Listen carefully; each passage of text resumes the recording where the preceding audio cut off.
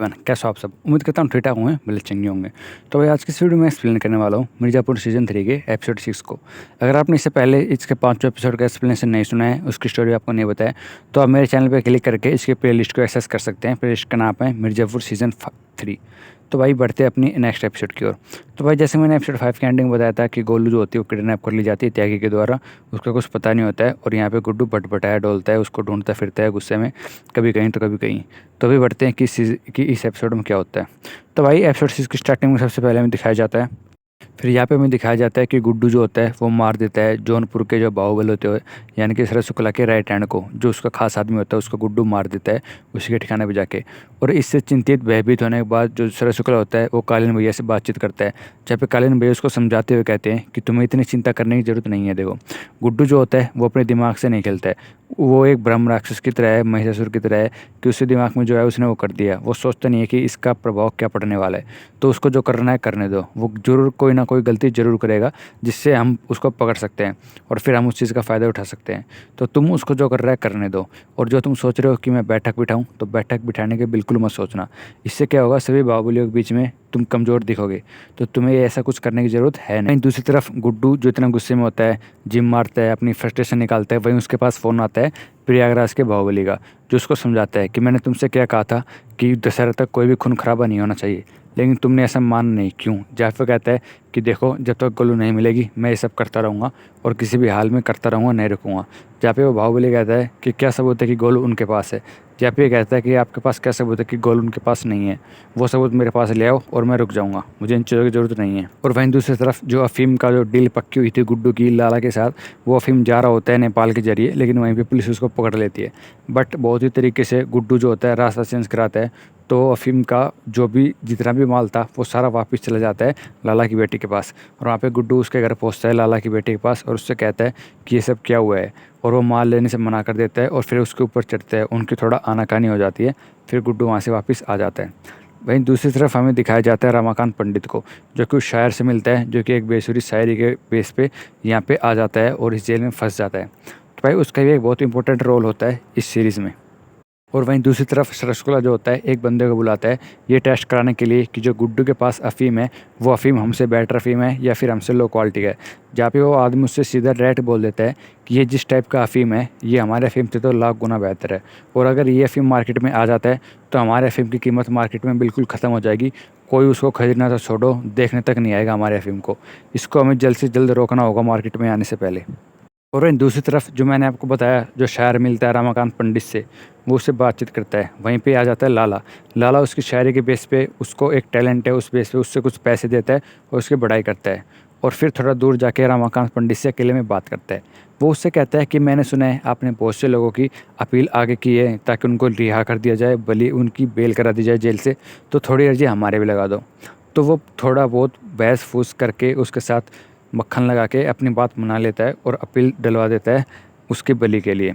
लेकिन भाई जो मोस्ट इम्पोर्टेंट रोल है वो ये होता है कि जो शायर होता है भैया, वो एक इवेंट हो रहा होता है जिस उस इवेंट के दिन बहुत से कैदियों को बाहर जाना होता है जिनकी बेल रमाकांत पंडित ने कराई थी अपनी अपील के द्वारा। बट उसी दिन उसी इवेंट के अंदर वो जो शायर होता है वो बहुत ही बुरी तरीके से बेरहमी से चाकू से गले पे वार कर करके लाला को मार देता है और वहाँ पे लाला की मृत्यु हो जाती है। वहाँ दूसरी तरफ हमें दिखाया जाता है दुबे, इंस्पेक्टर दुबे को, जो जितने भी खरट पुलिस ऑफिसर होते हैं उन सब की लिस्ट जाके उनको दे देता है, किसको, सीएम को।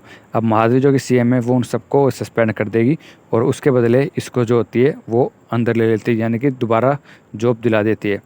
और क्योंकि इसने झूठी गवाही भी दी थी रमाकांत पंडित के खिलाफ इसके कहने पे, तो वो इसके लिए इतना कर देती। और वहीं दूसरी तरफ जो गुप्ता जी होते हैं गोलू के पापा, वो गुड्डू से कह के जाते हैं कि देखो मेरी बेटी अब तक नहीं मिली है, मैं अर्जी लगाने जा रहा हूँ आगे स्टाफ पे, उसको कहूँगा कि उसका मोबाइल ट्रेस किया जाए।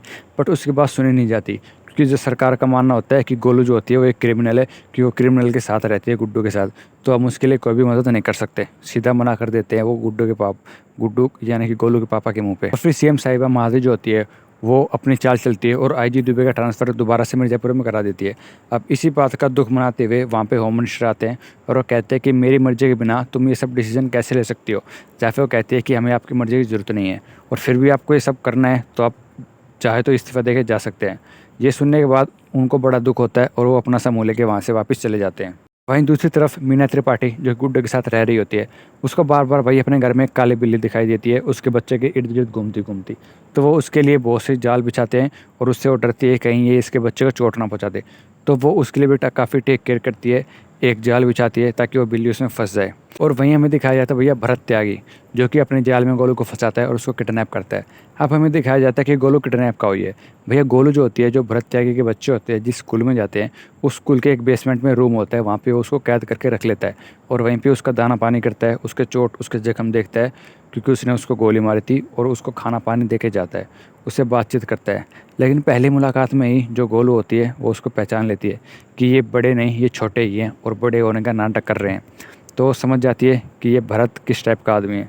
तो ये सुनने के बाद, उसके मुँह से सच्चाई सुनने के बाद एक बार के लिए उसको डर लगता है और फिर वो वहाँ से चला जाता है उसको वहीं पे लॉक करने के। वहीं दूसरी तरफ भाई जरीना नाम की एक लड़की होती है जिसने पहला और दूसरा सीज़न देखा, उसको पता होगा वो कौन है। अब वो भैया बहुत सी महिलाओं को इकट्ठा करने की कोशिश करती है ताकि वो भी वोट से इलेक्शन जीत जाए। बट वहाँ पे जितने भी आदमी होते हैं वो इसकी परमिशन नहीं देते हैं। उनको चाहिए भाई जरीना का डांस, क्योंकि वो आइटम सॉन्ग पे डांस करके दिखाती है, इससे उनका मन बहलता है। तो वो ये सब करने के लिए तैयार होती है उनकी मर्ज़ी पे, लेकिन तभी करेगी जब उस गांव की 100 महिलाएं उसके लिए वोट देंगी। तो इसके लिए भैया वो सभी लोग कह देते हैं अपने अपने घरवालियों को कि तुम इसको वोट देना, बट बदले में उसको डांस करके दिखाती है। तो उसकी यही चालाकी होती है कि यहाँ पे 2-3 मिनट वो डांस करेगी, फिर वापस वहाँ से भग जाएगी, और वो एग्जैक्टली ऐसा ही करती है। और वहीं दूसरी तरफ उसके पास कॉल आता है माधवी का। अब माधवी से वो मिलने के लिए चाहती है कि क्या मीटिंग है, क्यों सीएम साहिबा ने इनको कॉल किया है। और वो माधवी जो होती है एक ऑफ़र लेके आती है जरीना के पास और उससे कहती है कि अगर तुम मेरा ऑफ़र एक्सेप्ट कर लेती हो तो हम तुमको एक बहुत ही ऊंची पदवी देंगे मिर्ज़ापुर में, इसी शहर में, पॉलिटिक्स में। अगर ऐसा नहीं करती हो तो तुम्हारा अंजाम बहुत ही बुरा होने वाला है। फिर हमें दिखाया जाता है एक आदमी को जो कि टहलते टहलते घर में पहुँचता है। वो घर किसका होता है भैया? वो होता है जेपी यादव का।